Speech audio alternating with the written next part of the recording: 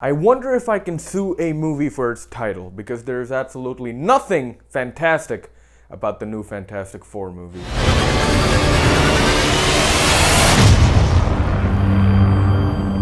Fantastic Four is truly a film that should not exist. These characters are boring. These characters do not translate well onto the big screen. These characters should just remain as a comic book.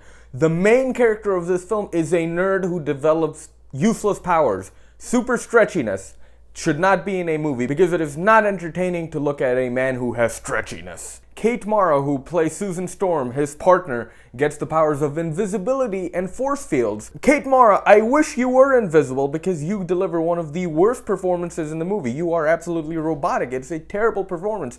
That's not her fault. This cast has been proven to act fantastic. Miles Teller in The Spectacular Now, Kate Mara in House of Cards, Michael B. Jordan in Fruitvale Station. This is all the fault of Josh Trank, who cannot direct these characters. Another big fault of this film is these characters are extremely young. This story, these characters, this world does not work with a super young cast. The whole point of Reed Richards being a nerd is that he's a nerd at such an old age. That is how it works. Miles Teller does not fit the bill of Reed Richards, and to be honest, neither do any of these characters, except for maybe Toby Kebell as Dr.Doom.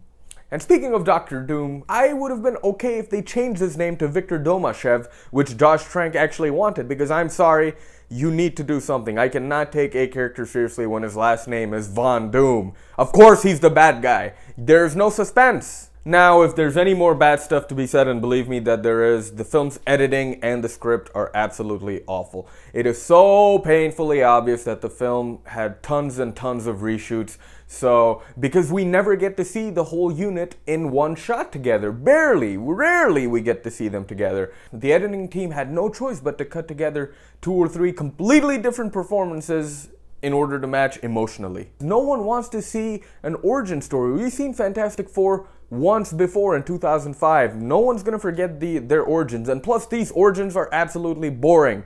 No one wants to see these origins. They do nothing cool.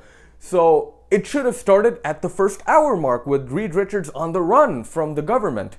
That would have been a much more dynamic opening to the film. Instead, we get to see Reed Richards as a kid actor, and they're doing science fairs, and it's all absolutely boring. That's the key word about Fantastic Four, it's boring.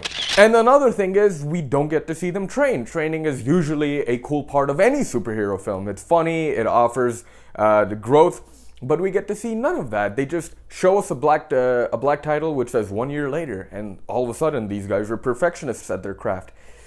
Bad choice, Josh Trank. Bad choice, 20th Century Fox. This is an absolutely atrocious film. There's no denying that. Fantastic Four, and it's not even the film's fault that it's bad. The Fantastic Four property should not be given a whole movie. Use the Fantastic Four like the Avengers use the Hulk, as a side character. That's what they're best for. Or use them in a TV show where you can tune in weekly to see their daily adventures. Apart from that, this movie has no saving grace, and it is completely useless. It has no reason to exist today. So without further ado, I have to give this film a 1 out of 5. That is a really poor, piss poor rating, and I have no problem giving this movie that, because not only is it just boring, but it has absolutely no reason to exist. So my name is Rameez Khan, everyone. Thank you for watching very much. Hit the like button and the subscribe button, and I will see you again next week. Remember to love yourselves.